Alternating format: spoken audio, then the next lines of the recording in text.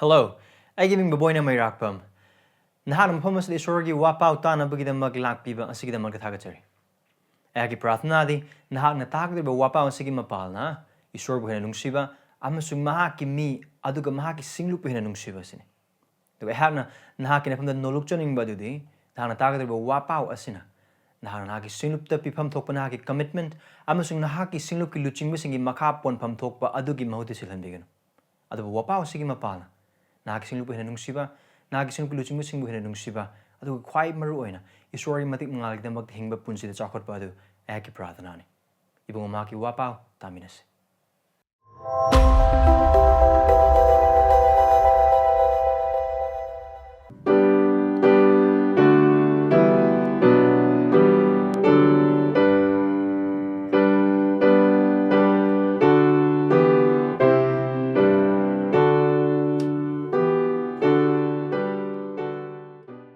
Mark Pandumapan, pada Nipumapan amasung yangkay. Mark chapter 9, verses 49 and 50. Maram ni mi kudingbu may na tumtak pagumtakani. Adu girat pod kuding da tumtakani. Tumdi pay.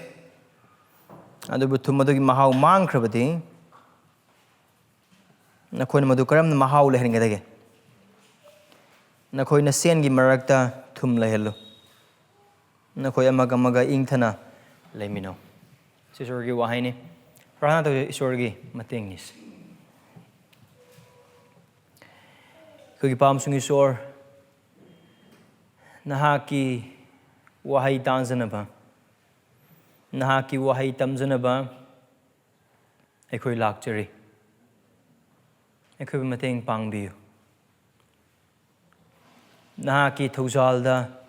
chanbido na ako'y damag tuunan na bagay damag tamit tanan na bagay damag kanakong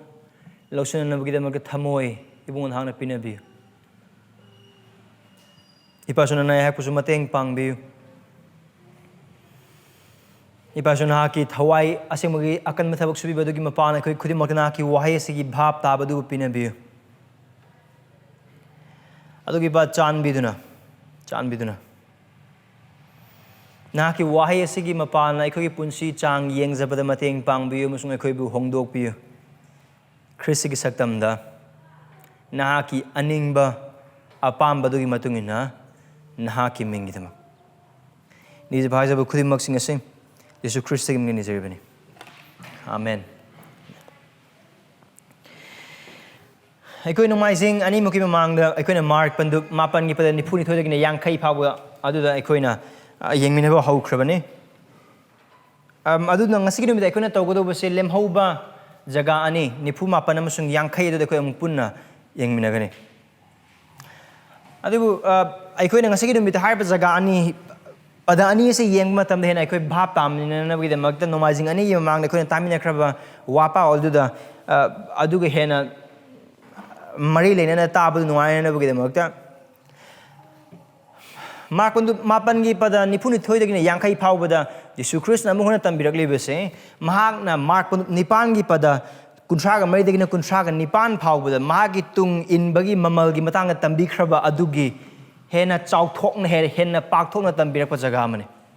Now ako'y kamina badugumna Yesu Christ Jerusalem tamna lakliba lambi da leiri aduga harb lambi asida angak pathabak tawbadagi hena magi sebokna tambiban hen ba matam sing aduga maru oina ako'na yengminariba jaga markonu mapan gi pada nipuni thoidagina yangkai phawba se sebok oi bagi punsi gi matang ni amron dhaiba oi batagadi sebok oi gadauba miyam hekadagi Jesu Khristagi sebok oi khraba singdagi Jesu Kristna pamba punsi mahing Jesu Kristna pamba maki aningba maki apamba dune amron dhaiba oi bataragadi sebok oi bagi mamal aduni hena pakthokna musung hena chauthokna Kristna mafam asida mayek sengna achamba londada mantik na ba mata tawduna gyan tabe aba mong namang na tambirkrabase aiko'y yengmina kraba dugumna har baduda aiko'y na tamina kiba amasung aiko'y na nomaizing ani gi mamang aiko'y na yeng kiba maru oiba warol adudi Asengba sebokna Khristagi tung thajaba yana innaba mamal amahektada kanthi thokpaga loinana hotnagani na asise main idea ne khoni yengmina ke 42 dagni 50 phawbagi asigi mapum oi warol asida akoi adum yengmina khigani aduga asigi makha tabadu ne khoni yengmina kaduse so a true disciple strives to follow Christ faithfully at any cost.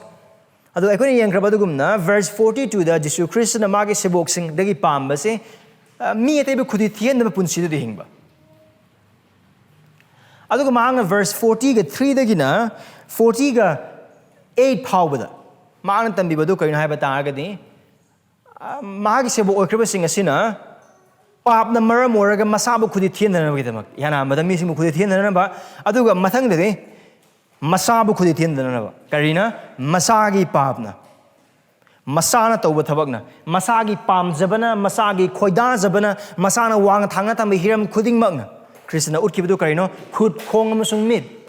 miyo bai khoida khud amasung khong amasung mit tagi hena maru oi bai khoida hena mathau taba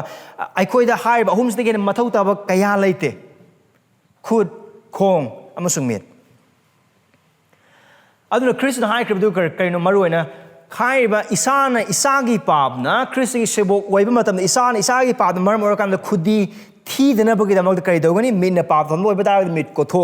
khud na pap do oiba daga di khud kakthalo khong na pap do oiba daga di khong kakthalo now literally haiba nate kakthana bagi damak lauthona bagi damak haiba nate adu Jesu Christ mafam adu yamna mayek sing na utli bedo karino pap hana na bagi damak tane pap hana na bagi damak tane Charles Spurgeon na magi wapau da pandam amakak haiba sigi matang sida kaya koi bhap tamina na bagi damak tane nupa amakak na kabok kay makak yoe pi ngai dagi kabok kay makak mana yoe mana yok pa kabok kay se num chawkhale aduga chawkhale ko maram oira kan mapung mari phare aduga mapung mari phar kabok ko adu kimatik chaw video da kay da uba missing so so da yaram gani no mapu da pothar ngi matam adu da har ba kabok kay do mapu da nungsibagi maram na magi maraina magi makut sida lek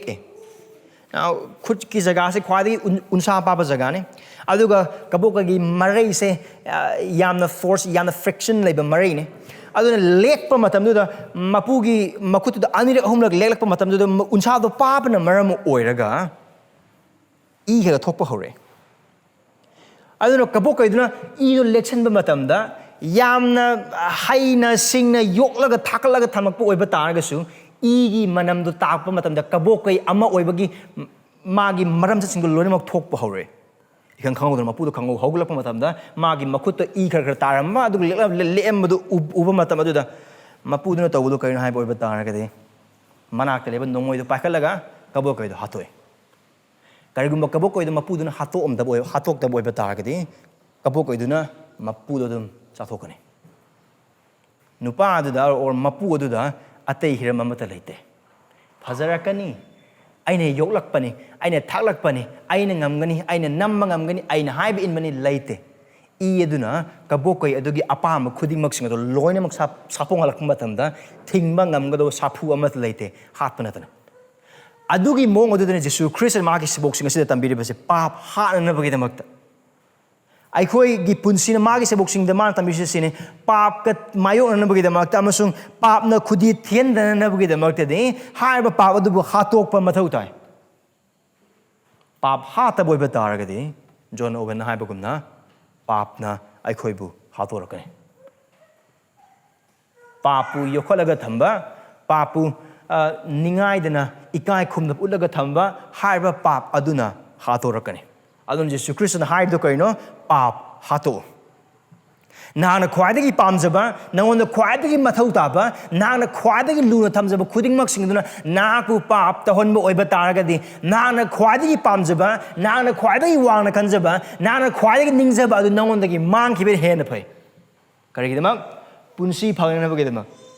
lomna na Krishna pamena bagidama adu Krishna tambibagi matuna kariguma pap hata oiba taragadi kaino phangni haina haibudu Norok. Amaram na Christian tambi kriba dodone. Si Christ ki maram gi damak pa wapau gi maram gi damak ta pap hatok padune hena norok to gi hena phai. Jesu Khristagi mingi damakta taibang pambada awa nang khangkhiba aduna hena noroktagi hena pai maramdi karigi damakta no adu ande norok haiba sida kiningai orbase mutpanai deba mai aduga hannate adu isorgi asauba dani minungsi yaudaba thaujang yaudaba adu asengba apumbaga loinaba mahaki oiriba achumba khudingmak aduda pap amasung papigi mathakta lomna deba phauba ahongba leitana haithaba aduga mahaki asauba aduga hairiba aduda changba bude hairiba aduda lomna lenba budi pap hat hobane na pai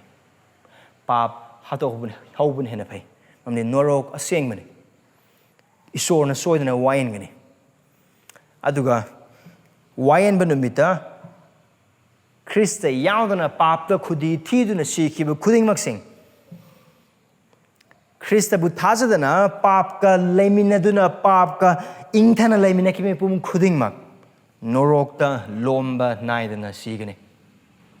norokta lomba naidana mangani atat akham leitana asengba isorgi asauba khudingmaksing adu theinabagi mapala aduga haibadagi kanjaba ngamgadoba pangal amata leiroi aduga haiba adudagi chenthokpa ngamnabagi pangal amata leiroi aduna again back to the basic pap kari togani krishna harduni kari tamuduna khud kakthakadido pap na maram oragani or adu iba tagadi khud kakhangadriba pap to kakthatpana phabra or khud kakpana phabra adu kaktuna te atoba degree mana wangkhale kari nahakpu lomba naidani isorgi asau phangadriba mafam aduda pugadriba pap ado adugi pungning hongaga war suwana tayang pani hingmana phabra natragana nanga tawing thaba khudimak nanga tawing pap khudingmak sing loinimak tawraga lomba naidana nurokto leibuduna phabra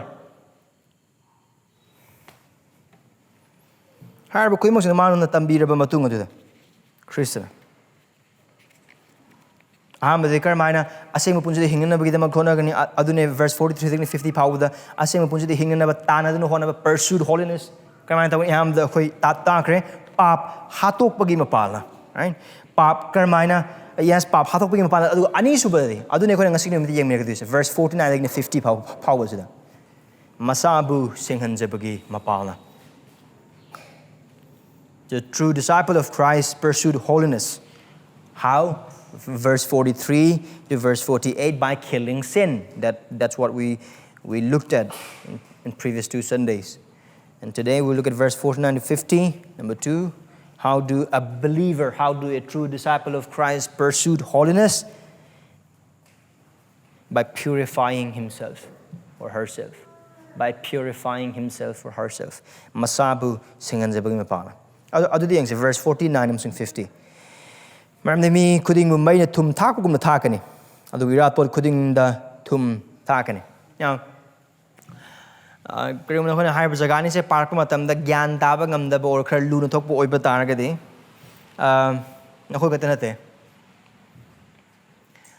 krim verse 40 ga 3 dagi or 42 dagi dum park matam haiba jagani se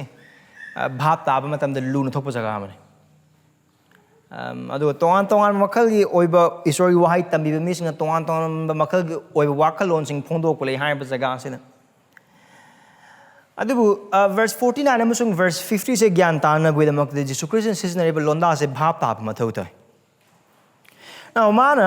khut khong amasung mit ka kothok na bagi damak ta hai kraba khuding mak sing do kari damak to pap ta lagi do bagi mohot pudi adu yaud do bane hena pai amaram dai boy batagadi pap tagi pungning hongna bagi pangal pap adu tagi kandibo khudimo sing the Khristagi mapalna iswan to thabak sing aktene adu verse 49 among verse 50 asida maru goina asida Jesu Christ na tambiri ba sa kaino haina hai boy batagadi pap ta amasung ayol aranda ai khoi khud amasung khong amasung khud ase mit khud amasung khong ase kathok tune hingba punsi adu natana ai khoi hakchang kayan khuding mak sing ase dharma chenbagi minayana kathok na bagi damak tene Krishna tambiri se ꯍꯥꯏꯕꯗꯣ ꯑꯩꯈꯣꯏꯅ ꯔꯣꯃꯤ ꯄꯟꯗ ꯇꯔꯨꯛꯇꯁꯨ ꯑꯩꯈꯣꯏꯅ ꯌꯥꯝꯅ ꯃꯌꯦꯛꯁꯤꯡꯅ ꯄꯣꯜꯅ ꯇꯝꯕꯤꯕ ꯃꯇꯝꯗ ꯑꯩꯈꯣꯏ ꯌꯦꯡꯈ꯭ꯔꯦ ꯑꯩꯈꯣꯏ Christ ꯌꯥꯎꯗ꯭ꯔꯤꯉꯩ ꯃꯃꯥꯡꯗ ꯑꯩꯈꯣꯏꯒꯤ ꯍꯛꯆꯥꯡ ꯀꯌꯥꯠ ꯈꯨꯗꯤꯡꯃꯛꯁꯤꯡ ꯑꯁꯦ ꯙꯔꯃ ꯆꯦꯟꯗꯕꯒꯤ ꯈꯨꯠꯂꯥꯏ ꯑꯣꯏꯅ ꯀꯠꯊꯣꯛꯑꯝꯕ ꯃꯤꯁꯤꯡꯅꯤ ꯅꯣꯔꯣꯛꯇ ꯆꯠꯂꯝꯕ ꯃꯤꯁꯤꯡꯅꯤ ꯄꯥꯕꯁꯤꯡ ꯑꯔꯥꯟꯅ ꯁꯤꯔꯝꯕ ꯃꯤꯁꯤꯡ ꯉꯥꯛꯇꯅꯤ ꯑꯗꯨꯗꯒꯤ ꯑꯩꯈꯣꯏꯕꯨ ꯀꯟꯕꯤꯈ꯭ꯔꯕꯁꯤꯡꯅꯤ ꯑꯗꯨꯗꯒꯤ ꯑꯩꯈꯣꯏꯕꯨ ꯅꯤꯡꯈꯥ ꯇꯝꯍꯟꯕꯤꯈ꯭ꯔꯕꯁꯤꯡꯅꯤ ꯑꯗꯨꯗꯒꯤ ꯑꯩꯈꯣꯏꯕꯨ ꯅꯤꯡꯈꯥ ꯇꯝꯕꯤꯗꯨ ꯑꯗꯨꯒꯤ ꯌꯣꯜꯂꯤꯡ ꯐꯂꯥꯡꯗꯒꯤ ꯀꯟꯕꯤꯈ꯭ꯔꯕꯁꯤꯡꯅꯤ ꯃꯥꯒꯤ ꯁꯦꯕꯣꯛ ꯑꯣꯏꯅꯕꯒꯤꯗꯃꯛꯇ ꯃꯥꯒꯤ ꯃꯤ ꯑꯣꯏꯅꯕꯒꯤꯗꯃꯛꯇ ꯑꯗꯨꯕꯨ ꯍꯥꯏꯈ꯭ꯔꯕꯗꯨꯒꯨꯝꯅ ꯌꯤꯁꯨ ꯈ꯭ꯔꯤꯁꯇꯒꯤ ꯃꯄꯥꯟꯅ ꯑꯩꯈꯣꯏꯕꯨ ꯀꯟꯕꯤꯔꯦ ꯍꯥꯏꯗꯨꯅ ꯑꯁꯦꯡꯕꯒꯤ ꯄꯨꯟꯁꯤ ꯑꯁꯤ ꯑꯩꯈꯣꯏꯒꯤ ꯄꯨꯟꯁꯤꯗ ꯃꯊꯟꯇ ꯑꯗꯨꯝ ꯂꯥꯛꯀꯗꯧꯕ ꯑꯃꯗꯤ ꯅꯠꯇꯦ ꯑꯃꯨꯛ ꯍꯟꯅ ꯀꯟꯕꯤꯕ ꯐꯪꯉꯦ ꯍꯥꯏꯗꯨꯅ ꯈ꯭ꯔꯤꯁꯇꯤꯌꯟ ꯑꯣꯏꯔꯦ ꯍꯥꯏꯗꯨꯅ ꯑꯁꯦꯡꯕ ꯄꯨꯟꯁꯤꯗ ꯆꯥꯎꯈꯠꯄ ꯑꯁꯤ ꯃꯔꯣꯝꯗꯣꯝ ꯂꯥꯛꯀꯗꯧꯕ ꯑꯃ ꯅꯠꯇꯦ being saved being justified doesn't guarantee a life of holiness automatically. Christian life is not all about pushing the holiness button and waiting for things to happen. That doesn't work. That doesn't work. ꯑꯗꯨꯒ ꯍꯥꯏꯔꯤꯕꯗꯨ ꯌꯥꯝꯅ ꯃꯌꯦꯛꯁꯦꯡꯅ Christian ꯃꯐꯝ ꯑꯁꯤꯗ ꯇꯝꯕꯤꯕꯁꯤꯗ ꯌꯥꯝꯅ ꯃꯌꯦꯛꯁꯦꯡꯉꯤ ꯃꯥꯅ verse 49 ꯑꯃꯁꯨꯡ 50 ꯁꯤꯗ ꯃꯥꯅ ꯁꯤꯖꯤꯟꯅꯔꯤꯕꯁꯦ ꯑꯔꯤꯕ ꯋꯥꯔꯦꯞꯅꯕꯒꯤ ꯃꯇꯝꯗ ꯏꯔꯥꯠꯄꯣꯠ ꯀꯠꯊꯣꯛꯄꯒꯤ ꯃꯃꯤ ꯑꯃꯅꯤ ꯄꯤꯛꯆꯔ ꯑꯃꯅꯤ ꯍꯥꯏꯔꯤꯕꯁꯦ ꯑꯩꯈꯣꯏꯅ ꯂꯦꯚꯤꯇꯤꯀꯁ ꯑꯣꯔ ꯂꯤꯆꯠꯂꯣꯟ ꯄꯟꯗꯨꯞ ꯑꯅꯤꯒꯤ ꯄꯗ 10ꯒ 6 ꯌꯦꯡꯕ ꯑꯣꯏꯕ ꯇꯥꯔꯒꯗꯤ ꯌꯥꯝꯅ ꯃꯌꯦꯛ ꯁꯦꯡꯒꯅꯤ ꯃꯐꯝ ꯑꯁꯤꯗ ꯖꯤꯁꯨ ꯈ꯭ꯔꯤꯁꯇꯅ ꯃꯤ ꯈꯨꯗꯤꯡꯕꯨ ꯃꯩꯅ ꯊꯨꯝ ꯊꯥꯛꯄꯒꯨꯝ ꯊꯥꯛꯀꯅꯤ ꯍꯥꯏꯅ ꯍꯥꯏꯔꯤꯕꯁꯦ ꯃꯔꯨꯑꯣꯏꯅ 마ꯒꯤ ꯁꯦꯕꯣꯛꯁꯤꯡ ꯑꯗꯨꯗꯅꯤ ꯃꯥꯅ ꯍꯥꯏꯔꯤꯕꯁꯦ 마ꯒꯤ ꯁꯦꯕꯣꯛ ꯑꯣꯏꯈ꯭ꯔꯕ ꯃꯤꯁꯤꯡ ꯑꯗꯨꯗ ꯍꯥꯏꯔꯤꯕ ꯁꯦꯕꯣꯛꯁꯤꯡꯗꯨ ꯀꯩꯗꯧꯒꯅꯤ ꯃꯩꯅ ꯑꯃꯁꯨꯡ ꯊꯨꯝꯅ ꯊꯥꯛꯀꯅꯤ ꯑꯩꯈꯣꯏꯅ ꯂꯤꯆꯠꯂꯣꯟꯒꯤ ꯄꯟꯗꯨꯞ ꯑꯅꯤꯗꯨꯗ ꯌꯦꯡꯕ ꯃꯇꯝꯗ 이스라엘 ꯃꯆꯥꯁꯤꯡꯅ ꯏꯁꯣꯔꯒꯤ ꯃꯐꯝꯗ ꯏꯔꯥꯠꯄꯣꯠ ꯀꯠꯄ ꯃꯇꯝꯗ ꯃꯈꯣꯏꯅ ꯀꯠꯂꯤꯕ ꯏꯔꯥꯠꯄꯣꯠ ꯈꯨꯗꯤꯡꯃꯛꯁꯤꯡ ꯑꯗꯨ ꯊꯨꯝ ꯇꯣꯠꯂꯒ ꯀꯠꯂꯦ ꯀꯔꯤꯒꯤꯗꯃꯛꯇ ꯍꯥꯏꯔꯤꯕ ꯑꯗꯨ ꯏꯁꯣꯔꯒꯤ ꯃꯐꯝꯗ ꯑꯄꯦꯟꯕ ꯑꯃ ꯑꯣꯏ ꯍꯥꯏꯕꯗꯤ ꯏꯁꯣꯔꯅ ꯄꯦꯟꯕꯤꯕ ꯏꯔꯥꯠꯄꯣꯠ ꯑꯃ ꯑꯣꯏ ꯍꯦꯟꯅ ꯚꯥꯞ ꯇꯥꯅꯅꯕꯒꯤꯗꯃꯛꯇꯗꯤ ꯈꯣꯡꯁꯥꯟ ꯄꯟꯗꯨꯞ 30ꯒꯤ ꯄꯗ 35ꯗꯁꯨ ꯄꯥꯕ ꯑꯣꯏꯕ ꯇꯥꯔꯒꯗꯤ ꯍꯦꯟꯅ ꯃꯌꯦꯛ ꯁꯦꯡꯒꯅꯤ ꯑꯗꯨꯅ ꯃꯐꯝ ꯑꯁꯤꯗ ꯈ꯭ꯔꯤꯁꯇꯅ ꯍꯥꯏꯔꯤꯕꯁꯦ ꯀꯩꯅꯣ ꯍꯥꯏꯕ ꯑꯣꯏꯕ ꯇꯥꯔꯒꯗꯤ ꯁꯤꯅꯤ 마ꯒꯤ ꯁꯦꯕꯣꯛꯁꯤꯡ ꯑꯁꯤꯗꯤ ꯃꯥꯅ ꯄꯥꯝꯕꯁꯤ ꯁꯤꯅꯤ ꯑꯩꯈꯣꯏꯅ ꯔꯣꯃꯤ ꯄꯗ 12ꯒ 2 ꯑꯃ ꯑꯃꯁꯨꯡ 2ꯗ ꯄꯥꯈ꯭ꯔꯕ ꯑꯗꯨꯒꯨꯝꯅ 마ꯒꯤ ꯁꯦꯕꯣꯛ ꯈꯨꯗꯤꯡꯃꯛꯁꯤꯡ ꯑꯁꯤ ꯅꯨꯡꯇꯤ ꯅꯨꯃꯤꯠ ꯈꯨꯗꯤꯡꯃꯛꯀꯤ ꯃꯤꯀꯨꯞ ꯄꯨꯡꯖꯥ ꯈꯨꯗꯤꯡꯃꯛꯀꯤ ꯍꯛꯆꯥꯡ ꯀꯌꯥꯠ ꯈꯨꯗꯤꯡꯃꯛ ꯂꯨ ꯇꯣꯡ ꯈꯨꯗꯤꯡꯃꯛ ꯅꯨꯡ ꯑꯃꯁꯨꯡ ꯄꯥꯟ ꯈꯨꯗꯤꯡꯃꯛꯁꯤꯡ ꯑꯁꯤ ꯏꯕꯨꯡꯉꯣ 마ꯒꯤ ꯃꯐꯝꯗ ꯑꯁꯦꯡꯕ ꯑꯍꯤꯡꯕ ꯑꯃꯁꯨꯡ ꯃꯍꯥꯛꯄꯨ ꯄꯦꯜꯍꯟꯕ ꯏꯔꯥꯠꯄꯣꯠ ꯑꯣꯏꯅ ꯀꯠꯄꯗꯨ ꯈ꯭ꯔꯤꯁꯇꯒꯤ ꯑꯄꯥꯝꯕꯅꯤ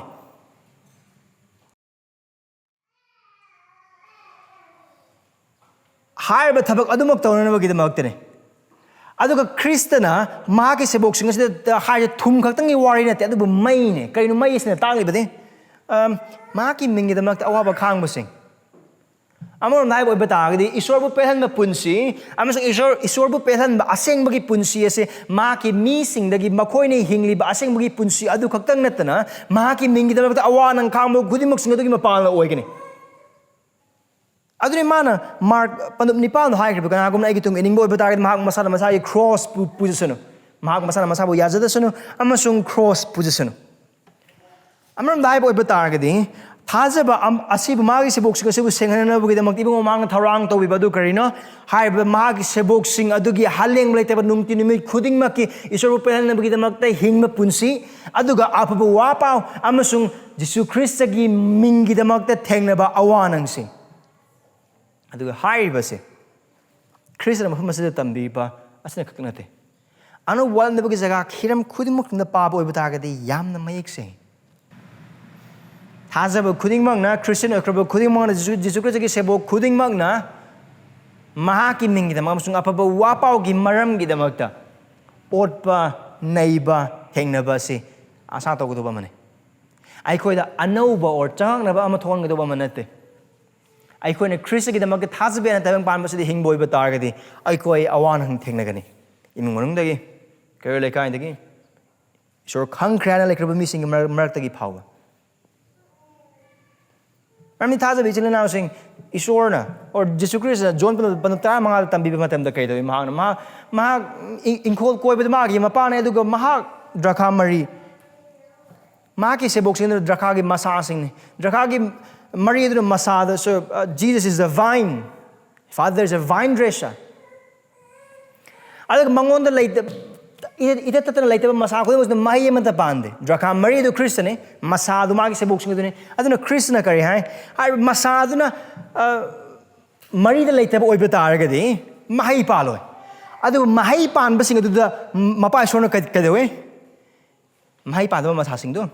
kathale kari da makta mahi pan bas sing adu hena mahi pan na gi da makta Khristagi maram gi da makta awanang thengnaba awanang khangma khudimok sing ase isorna akhoi gi makta thaurang langbiraba thaujal gi hiram amane akhoi gi punsi asina mahai yan thengna gi da makta akhoi gi punsi da thajaba gi mahai yalhandaba jaga khudimok sing adu isor gi chumthokpi bagi thangna kaktat pigani adugi mapal hena sengan bigani magi sebo oikraba khudimok sing krishna asa toba se thajaba yaba ning handaba mafam lengdaba aduga khutta langon parga maning hanna yengdaba mi sing adugani kono wang hangbe adu di kari demak ko ayam sing awaba khangdaba gi maramde harbo wang se maramde ko isana hangjagada wang amane karigumba college da or university da isor khangdaba imai pandagi or marum pangdagi ichil inaudagi Khristagi mingi demak ta awanang amata thengna driba amasung ikai hangoi ba nat na karim ko thana amada thengna driba oiba taide harbo wang do ko hangjagada wang amane Khristagi mingi demak ta ibungom hangna pamba phirep lorokpa matamda imung anungna aikoina khwadag nungsiba misingna aikoi mathak sodan nam lakani khudam amoina haise khudam amoina isor khangdaba kana amatana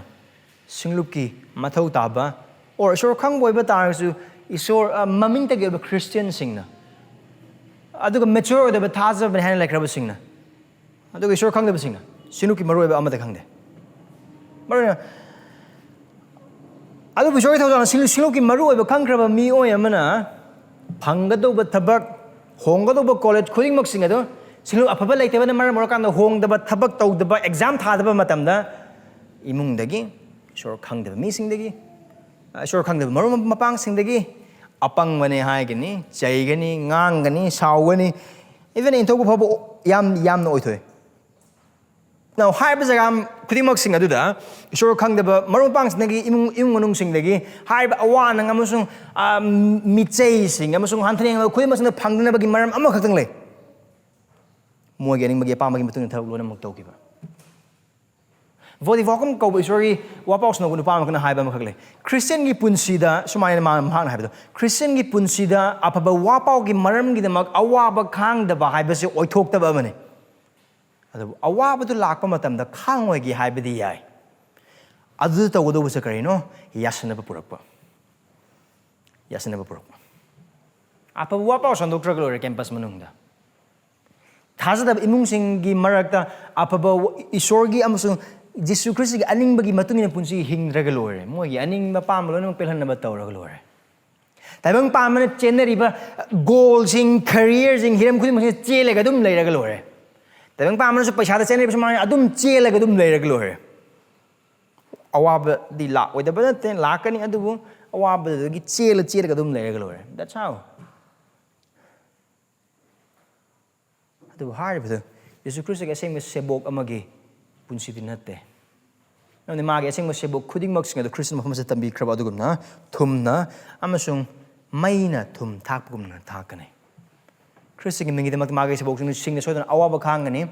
aduga Christ gi matik mangal chauna bagi demakta sebok sing na maki tungin kraba thajaba khuding mak sing asina ibungo maku pelhan ba punsi aduda wakal na honjabagolna isorgi wahai da musung hajabada wakal na honjabagolna ibungo maku pelhan ba asengba ahingba iratpo na kathokna bagi magda punsi hotnagani isorgi pangal da maki lejo pangal khudimak thaduna ami thaja biselena using asengba punsi chakhona bagi da magda tanaba mathau tai pap tanabagi mathau karisu dade adu asengba punsi chakhona bagi da magda de tanaba mathau tai Ano ba matawday? Yung makada takot man verse 50. Asing yan nagkining nga upasakas. Tumdi pay. Ado ba tumado yung mahaw mangra ba di? Makuha na madukram na mahaw lahin nga dagi. Now, Mahamaslamana Hariba Tumse. I can hosic Matamada Tata Tumadugumanate, Annapurna, Tata, Nate, sodium chloride, not Tedugitumse. Mahamas the Christian Sicilian Reba Tumase, Palestine, Lebak the Pangba Tum Makalamani. Hariba Tumse Mahau Mange. I look at Mahau Mangi boy but target in Hanga targets, I was your language among the money. Kanaba Karia Matalate. I'm on the Christian heights again. I used to boy but targeting, Nakoi Tumne. Koi Tum with the target. No way is about it. Tum na tum gi Mahau Mang Matamda, Tum Oiroi.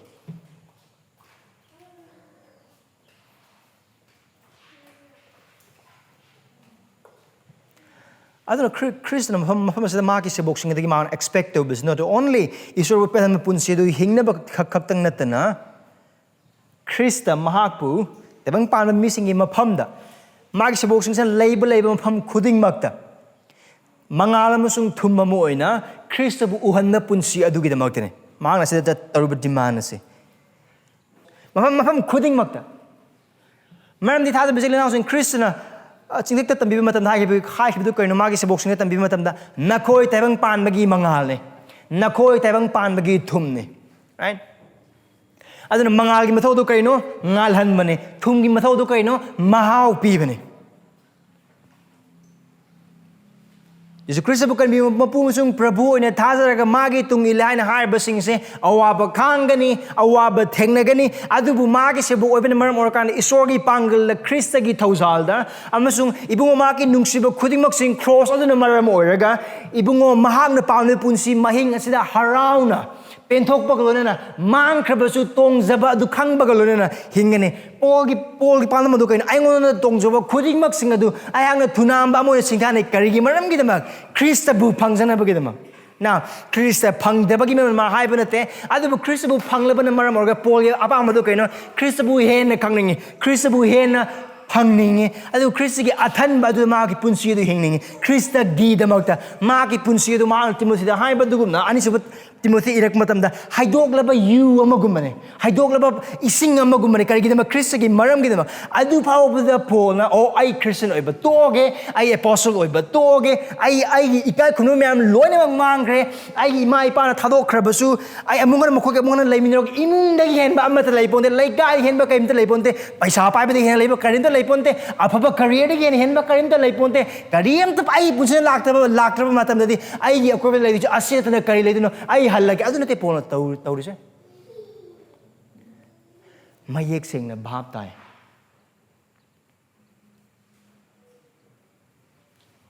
How's the Brazilian house? Nang Sungay Tazaba and a signal with the timing palm the Hing Matamasilla. I'm going to label Mahumza for the Moxing. I call the gay missing the Christo Uber.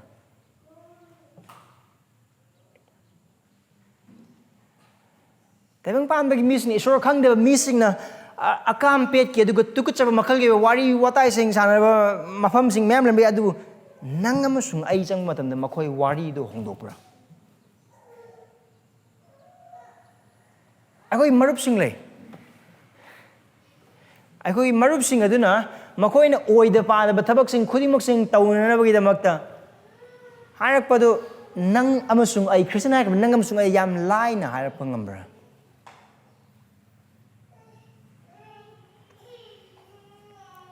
lekay di hingba matam da su tongan pap ke isorgi ning da thabak myan to sing le harak khudimok sing do thajab na harak nang amasung changba matam da makoy da langtak ama phawrag asidi madi yadabani adugi punsimang di hingbra or kaisu ga da Adu labor. I coin tum amagi punsi do hingbra. Asengba, achumba, dharmachenba, amasung isorbu pehanba punsi adu I coin labor zaga khuding maxing adu the hingbagi mapana, I could get a cord labor khuding maxing aduna Christabu mahau tangba, Christabu uba punsi adu the nangamusung ay ngasigno mito hingbra. Ma'am Loy Tona Batabani, Parikada, Ma'am Sine, I do sin back as you guy belatena. Sin bagi matang the worry tanner, Bamatanda, Marumapang sing na. Nakin among the thajaba hai hai lai kraba college ki chhatra sing parikha manung da sinbagi wari sana ba se normal loibra na ki mangda adu ki lam lai bro adu da sharu yasan miem oibra sillaga pass tauba parikha adu isor gi mangda sengda bane and then mayam ju loin mak tawni da paisa piraga thabak changmani paisa piraga thabak changhoraga phanghoraga loire aduga tolop chara kan isorgi da makta phajana katlaga loire certificate semba adudagi di tongan onge degree phangnaba degree gi certificate semba thabak phangnaba gi da makta paisa namba tongan bhidam mayam single thadu bising inaw sing thajab ni haina lekha nangam singe adugumba jaga adugumba mafam adugumba mi adugu thengnaba matamda aikhoi gi punsi mato karam haina tawge aikhoi dagi asengba achumba dharma chenba oipham thokpa isor gi wahai gi aning bagi matungina punsi aikhoi dagi uba phangbra natragana aikhoi su makhoi gumna tunginaba oibra nahak adugumba tunginaba mi ma oibra Asengba thajaba aman asigum punsi se hingba oithokte hingba ngamloi karigi damakta isorgi thawaina hingle isorgi thawaina pale Khristagi nungsibadu khangle sirambadagi hingadhalle nungi thamoi lauthoe sadongi thamoi panbiraba maramna isorgi aningbadu khangbana maram orakanda asengba Christian amana papta amasung pap kiba thawong kingna punsi pisalaga hingba ngamoi hingba oithokte soidana hongani now example am kakthang bige ai maruba makle ma engineering yam na pamanu pamane isor khangre mangda na asi se wari sajan banate ai marub ne ai glona pastor ominari ba marub amane ma engineering yam pam hore adu mana phangningi ba mana tamningi ba college adu da phangna damak adugi college phangna damak mangona matik chaba degree leite matamda ma isor khangdri apa wapa kaina khangdri tu magi mama pa so isor khangde aduna kaidawe mayam na tono bodu ma tawe certificate sai degree sai adu engineering de ma tamba howe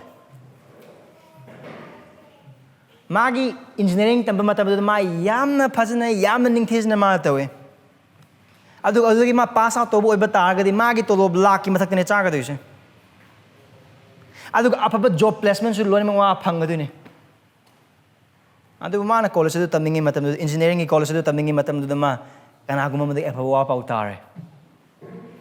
apa wa pa ma thajare ma Christian noire aduga mana Christian oibadagi isorgi aningba asengba apamba khudimos nang mayek sana khangba horakpadagi mana degree magi oidaba degree mana lairaga engineering college bhangi bado adu ma ahing tumpham jafam ambada khangde adu ma engineering tamba toe paisa mayam change paisa mayam mange engineering tamba tok thoe ma magi imung na ba ma inthok khine adugi matundagi magi imung mangona support machet amata taude paisa ju thade kari amata tawde magi thokpa yar imung ga tapnare ngasidagi no nang adune taseng na magi pap confess tawraga ma engineer oide hoje ma pastor am oraga le thal bisi ichile na sing asi Christian punsi ni thal bisi ichile na sing asi gumba pandam se am khaktang nate asengba thajabasingbu punsi da asengba ahongba leigani piningba mamal pibu oiba tarasu aigi marup adugi da makte ma ki imung manung magi settle oiba career lak chak do tulop adugi thabak magi imung manung gi nungsiba khudimosing loine mak patne tatlido ma wadabra why sarkar gi thabak phangde ma adubu masana hingna bu da mak do hona jabagi maramna he became thabak tawba mi madum oi masa thakchaba ngamjana bagi damakta thad lupal sing manga phangba thabak ama ma tawe this is what a believer is adune thajaba adune jesu ko sege singma sebo पाप तौरगा ख्रिस्टगी अनिंगबा ख्रिस्टगी निंगबदु थुगायरगा तैबंग पानबगी मपुम खुदिमक पेहनबगी सरुकपुदी ख्रिस्टगी अनिंगबा तौरगा तैबंग पानबगी अपाम खुदिमक थुगायबने हेन पै अदुगी मपाल ईश्वरगिदमक्ता अहिंगबा असेंगबा धर्म चेनबा अदुगा महाकु मयेक सिंगना उहनबा थुमगी पुंसी ओइबदुने हेन भई अदुने अदुगा हारिबदु मन Christian मफमसे तंबिबस अदुना Christian हाइबो warning देंगो नखोई नसेनगी मरकता थुम लेहलो ना जेसु क्रिस्टगी असिगी तंबिबसे मागी सेबोकसिंग अदु मांगना तंबिबा हरकपा वर्स 33 दगी मांगना तंबिबा हरकरिदो मागी सेबोकसिंग दुनो कदे कपरनाउम द लाक मतम लंबी दु कैनो मोइना नैनगिबदो अखोगी मरकता काना ख्वादी हेना चावगनी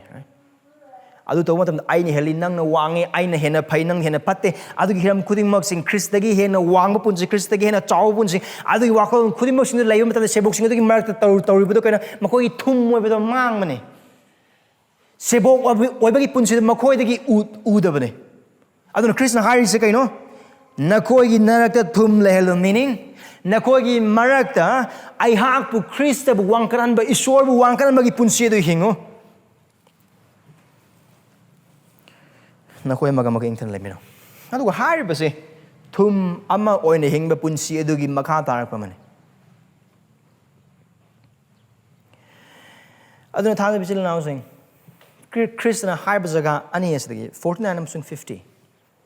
अदि हिमा बनमसुंग यांखै यसदगी मागी सेबोकसिंग असिदा तंबिरिबसे असिन थुम मोइना बिदम ईश्वर पेलहनबा पुंसि हिंगनबगिदम ख्रिस्टगी मिंगिदमक अवाबा खांगनबगिदम अदुगा मागी मतिक मा चहन पुंसि हिंगनबगिदम नंगाइबु कनबिरसे अदुगी मरमगिनदमक्तने नंगमसुंग आई पाप मसुंग अयराना सिदन लेरम मिसिंग अखोना पोलखिबा नुमि अदुगी सिबा हौख्रबा मिसिंग अदु अखोय लोमनादना नोरक लेरम लगदोब मिसिंग नाक्तने कनामतना कनबिबा ngamloi पैसाना कनबिबा ngamloi इज्जतना कनबिबा ngamloi अदुगा पारी संबंध अमसुंग अखोयबु ख्वादगी नुंगसिबा कन्ना अमतना खिबु कनबिबा ngamloi अखोय लोइनमक नोरक तमना लोमबनादना सिरम लगदोब पुंसि अदुदा मांग लगदोब जगा अलद चटलगा लेरम लब नंगमसुंग आइगी पुंसिनि अदु ईश्वरना माकी थौजाल अमसुंग नुंगसिबदा ख्रिस्टगी मपान नंगमसुंग आइबु कनबि अखोई साने साबु कंजब ngamde अखोइना पामबा अखोई पुंसि दुना कंजब ngamde अदुगा अखोइगी अनिंग बपाम खुदिमुक सुन अखोइ अमत कंजब ngamde अखोइ पुसिदा ख्वाइदगी खुद खोम सुं मिट कुमलबा ख्वाइदगी मथौदा हन हन कन पोट हिरम करी अमतना नंगम सुं आइबु कनबिबा ngamlamde अदुबु ईश्वरना माके नुंगसिबदा माके अमहत ngar मचानो पाजु ख्रिस्ट अदु नंगम सुं आइगी दमक पिबिबगी मपाला मान तायम पामबदा लाक्तुना धर्म चेन पुंसि हिंगलगा नंगमसुंग आइगी मफमदा नंगमसुंग आइगी दमकता क्रॉस मथक्ता सिरा फंगदुना सिरगा नंगमसुंग आइबु चुमनबिनबगी दमकता हुमनि सुबन मिते हिंगरखिबा अदुगी मपाला हारिबा नुंगसिबगी अवांगबा थबक अदुगी मपाला कथोकपिबगी थबक अदुगी मपाला अदुदा थाजबगी मपाला थौजाना नंगमसुंग आइबु कनबिरे लोमनाइदबा नोरोक्तगे खिबु लोमनाइदबा सर्गा अदुदा पुसनबिरे लोमनादने सिरम बदुदगी लोमनादने हिंगबदुद खबु लांथोकपिरे मितो मियान चा ओरम बाइ खोय अदुबु मा की मी कौबिरे लमजा सरा ओरम नंगमसुंग आई अदुबु मा की मचा सिंग कौबिरे मितो ओरम बाइ खोयबु ख्रिस्टन मा की मरु भाइना कौबिरे अदुगु आठ थोम जब नंगमसुंग आई पुंसि सिबु ख्रिस्टगी मपालना मा की मतिक मागी दमग हिंगनबि नंगमसुंग आइबु कनबिरे अदुगा महाकी अनिंगबदुगी पुंसिदु हिंगनबैदमक मथौ ताबा थौजाल पांगल बोर खुदिंगमक्सिंग अदु आइखोइदा महाकना पिनबिरे मरांग कायना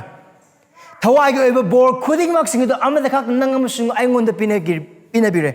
अदुगु फमसदे कृष्ण हारसिनि वाबा खांग असेम गुजदे हिंग अदुगा आइग मतिक चाहलो मरमदे हाइरिबा अदु खक आइगी असेंगबा सेबोकी साकिनि मपुंग फादबि आइ असोनबा मतम लेगनि अदुगा अवात मतम सिंग सोइदन लेगनि अदुबु असेंगबा सेबोक अदुना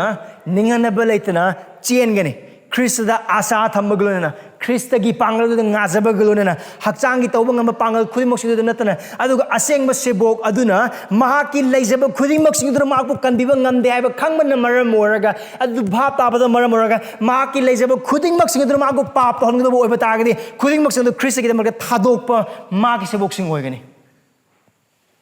आदु बिसिल नाउसिंग Ngasigi numita nang amasung ngaina Khristagi sebok oina asengba punsidai hingduna maki matik mangal chauhanduna maki apawapagi damakta awaba khanganduna hingadaba punsi adudagi lapna thamliba hiramsingdu kaira nang amasung ngai punsi kapthatse lauthokse haiba hiramsingdu nang amasung ngai bu kanbiba ngamba natte Krishna kai bu kanbibane sibi kibadu Krishna paisa nate izzat nate imung manung nate aigi khwai nungsiba mi dun nate aigi nungai zaba dun nate napal nate chauthokpana amath nate sikhiba du Krishna nangam sung aibu handok piba se nungam sung pal kok tegina ton phawba khudimak singdu Krishna nangam sung aibu mahaki damak to oinanaba mahaki tung innaba mahak khaktang mu khrumnaba mahak khaktang mu thaganaba mahak khaktang mu pelhanaba mahak khaktang mu mati ma chawnaba gi damak nangam sung aibu kanbiki base पाप की मिनाय ओरमबदगी धर्म चेनबगी मिनाय ओइनबगी दम खब kanbibane aikogi mapu tongal heuze karigum nangam sungan karigum nahang Jesus Christ bukan bi mapu musung prabhu na thanjaba oiba tarangadi nahaki mapu tongale nahaki mapu pap nate nahaki mapu dharma chenbane nahaki mapu saitan nate nahaki punsigi aning mapam nate aduga kana taibang pan nate nahaki mapu Krista ne Krista prabhu ne aduga aikogi prabhu gi pamade Matamamada pap ki damak ta kathom hakchang kayat khuding maksing ase dharma chen bi damak ta kathopodu aikhoi gi prabhu Krista gi pamane adun hangda wa hangde karamba pap nangam sung aina kakkadori bise thadu jilana seng ngasig numita nangam sung ai Krista gi sabu oibagi cross adu puri mi singla Krista gi mingi damak mak singlup ke damak apaba wa pau gi damak ikaiba nangnaba athiba ming phangnaba hakchangi nungai ba natana hakchang wa ba phauba Krista gi tung innaba gi damak the cross bu missing nangam sungai oibra mamde khone Krista gi cross bu matamda ai khoi Krista ga hena man bu missing khagtang oigane cross da pu ba da khoi lapna chen missing oibra ai matam yaudri ai thabak sim phangdri ai paisa sim paidri ai sigmuk oidri ai gi punsigi asigi ai gi punsigi chhatra oidri ai di competitive examination gi damang honari mi amani ai di imung thaka do yamna watli ai di asigi staff ne ai di church ki staff ne asigi hen ai thabak to ngam kariyam ta leite o ai di adu ne ai di adane ai di mayam le o asade college phai phate ai sorgi aning boy ba tar ga zu man bhab dum ta bi ni adu gi maong khuding mak sing adu da ai khoi na pu pham thok po cross adu gi chen ba mi sing oi bra punsi sang yeng nang amasung ai khoi sai sagi damak amasung atop thaja bicheli naw singi damakta asengba punsi edu tanaduna hingba missing oibra asengba punsi hingnaba gi damakta are we pursuing holiness for ourselves and for others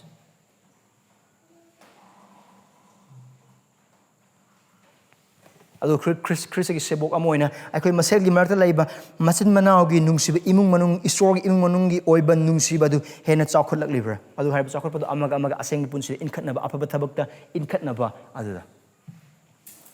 are we growing in brotherly love as Christ has commanded spurring one another to holiness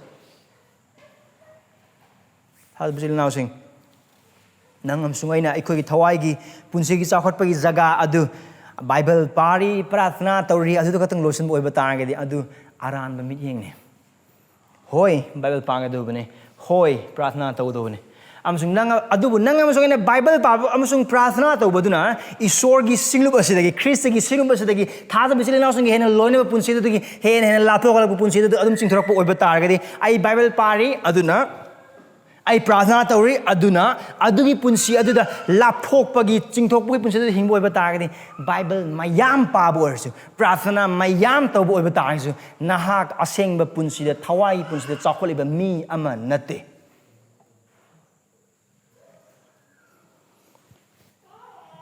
mamni sorry thawai ma ki wahai gi mapala ma ki Krista gi hakchang du amatta oina bagi damak ta honai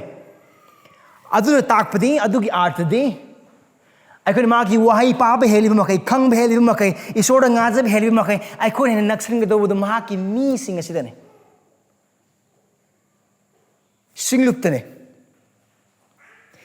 thada basing chatmin ba punsi du ne inthok ba punsi du na te pap chum thong ba ki punsi du ne pap le ka na singlup ki chen thok ba ki punsi du na te aduga punsi hangdung no ba ki punsi du ne punsi khumjala kan yamna phaba sak lai ba adu na te man de thawai samagi thabak ama ta na te isor gi wahai khang be helingi mate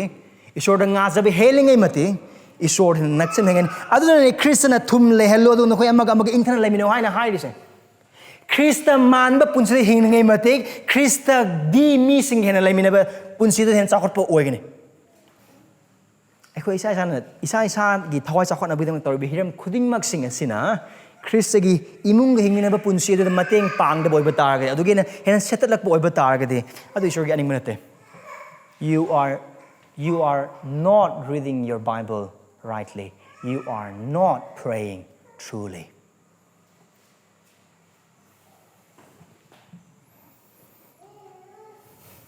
Singlupu isor gi mi singbu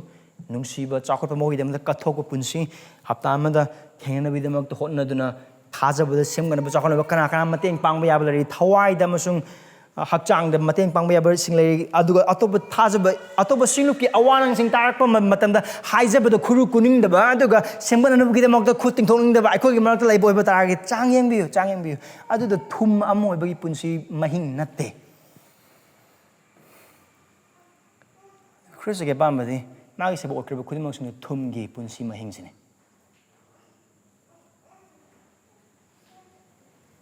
Tadu bisila nasun ikut punsi chang yings. Isor gi wahai nang hojagi mi kapung dasan nang amusung ai gi mitmang utpa adu da lausi.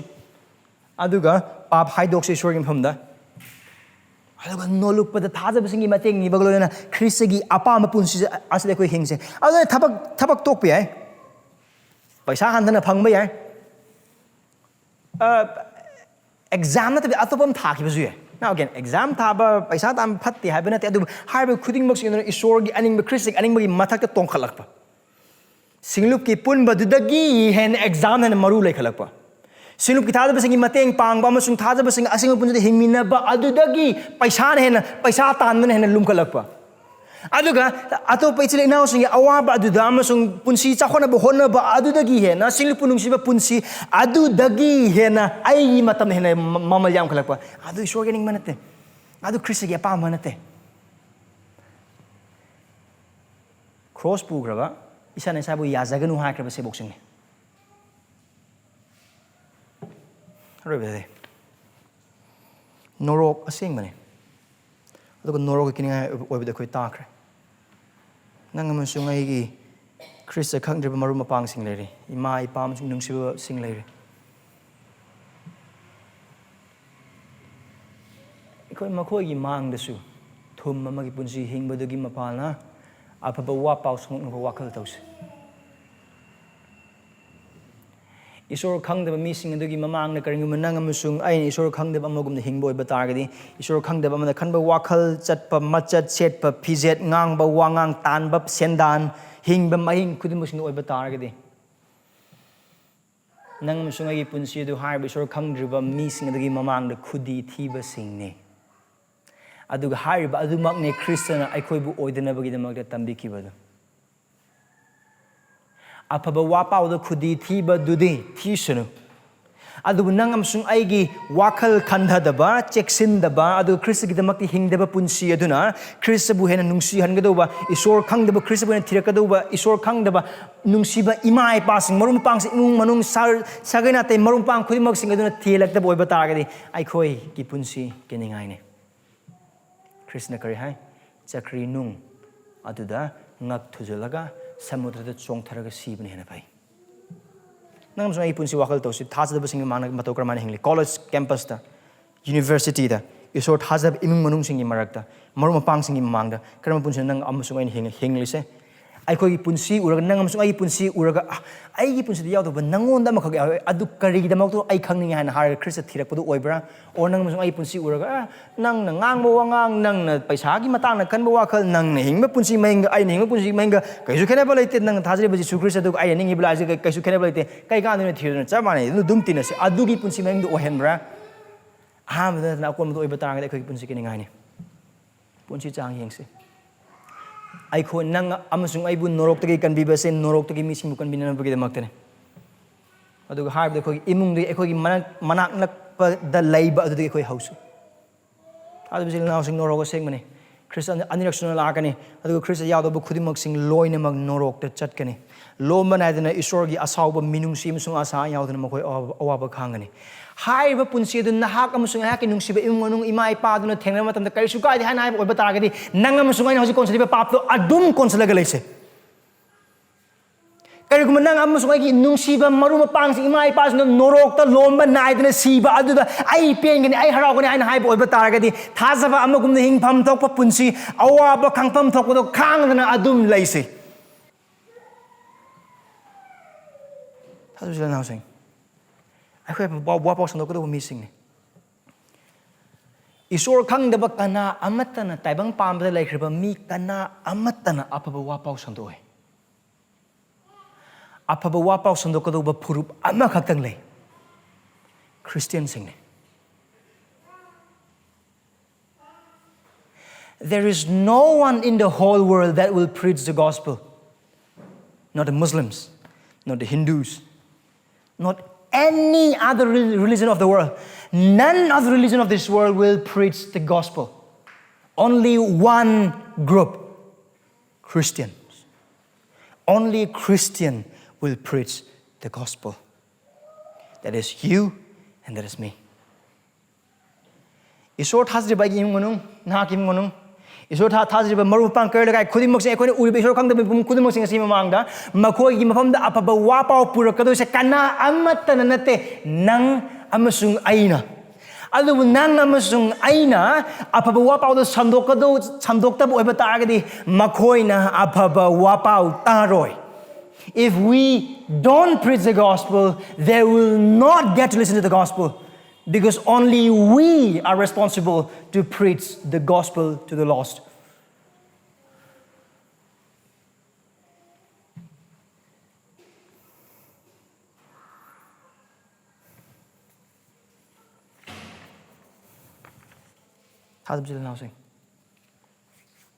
Hairbase Christiana magi sebokna khrabai khoidaki pame Atei bu khudi thihangadaba akhoi punsina wangangna sangangna isabu khoi papna punsi khudi thihangadaba adubu isorbu pelhanba ahingba musung asen irakpo ena kathokpa punsi apabu wapau gidamak awawa khangba punsi aduga leib mafam khudimakta Kristagi matik mangal chahanba punsi adu ibungo mahakna aikhoidagi pame aduga sigi apamba se khangkraba thajaba khudingmakna khangkraba sebo khudingmakna Khristagi tung thajaba yana innaba kanthi haubaglana mamal amahektada hotnagani prana dos Ipai sor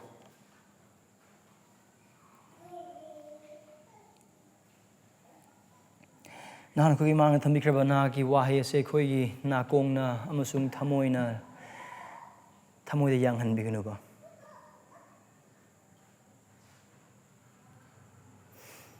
Prabhu na ki mati ma chauna bidamak kana amatubu khandoke duba apangba norok chalamlaba matik chandaba haitaba aikhoi khaktang bune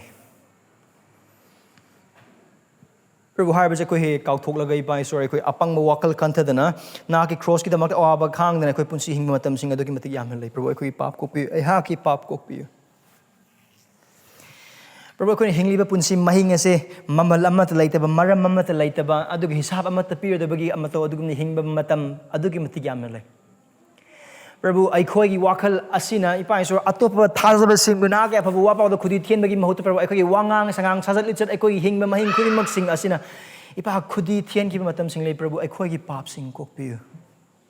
aikhoi da minung siut pi ngasi numin na ki wai ham piro maram ni pai koi thajabasingbu amasung thajakrabisi lenausingbu asonbisi lenausing asibu khudi thihangadaba punsi du gi lapna chen mising kai bo hen be Prabu na ki mingi damak amasung na ki apin ba tawnana bugi damak ta khangadaba awanang khudi mosung na ki panggal awa ba khang loinana hingjabana chama mo jabada kai mateng pangbi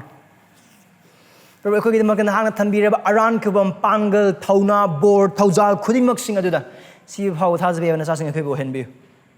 Prabu taibang pan bada akoina phangba yaba thabak sing paisa sing ikai kunuba sing ijat sing khudimak sing adu na ke phabuwa pau gi maram gi damakta mangba matam dei pa na na khoida pine biraba mang banai raba aran khubam sing lomna deba punsi du pen thok jaduna Prabu taibang pan basa awa anang khang buglona ni hingjaba amasung na ki mingi damakta ipa isor awa anang khang buglona na khong ani da na ki pangal lepsaba na ja sing akhibu ohen biuba man har matam adu khaktang da mang thbadawa sing aran khubam pangani thajaba sing semakani Mamdi Christ ibung ona hana tabang pan basi to bikiba kan bibagi thabak adu tabang pan man chatli ba sigum chatlaga natte adu tabang pan basi mayok tan hana punsi hingduna tabang pan ba asigi mayok tan hakna lepkapaduna maram oraga na ke phabu wa paugi thabak aduna aikoi kanjaba phangmane adu tabang pan basi da leikraba tab miyobagi puwari khudimak singa asidasu na ki mi singna tabang pan bagi ona taina bada na ki aning ba adugi damakti hinglaga awanang khangba matam adudane na ki singum chawat ki basing adu si paisor Mam sanay ko bisu mateng pangbi. Prabha ko gimagta satra sing leiri. Tabak to basing leiri. Kaya lekay thajabasingbu magta leiri basing amasung isor khangriba missing magta leiri missing leiri paisor. Prabha ko akiyo punsidagi kanbiyo. Section na hingma punsidagi kanbiyo. Prabhu tabak panghodradi or paisa paihodradi waga do bugum na kanba ima ipa na thadok po betaragadi ekoi kanam tan nungsibirada bugum na kanba ipa ko gi ason ba apikpa nangona thajabagi thamoi sidagi ekoi kanbiyo. Adu na ki mingi damakta Aikoi leisa bu khuding ma aikoi gi tong jabu khuding ma mang ba thunam ba amagumna sinthana jabu aikoi bu tambi tamning ba college tam khidra basu phangning ba thabak phang khidra basu taning ba seldan sendan nambi phang khidra ba oi ba tar ga su na ke musu wa pa gi damang ti hingduna mang ba thawa sing kan ba gi punsi du ka thok chaduna thagol taw jaduna hinglaga ipa sor si ba matung na ke mang lep matam da ai gi thaja ba ya ba ina hana kau jaba du tajaning ba thaja ba sing khoi ba hena hen bi ba tamda gi ni jare khoi musing sing ma pa na ki mi hena wang boy suna akoi biting mang bi buglona akoi na name suna Jesus Christ ngi ni jere bani Amen Amen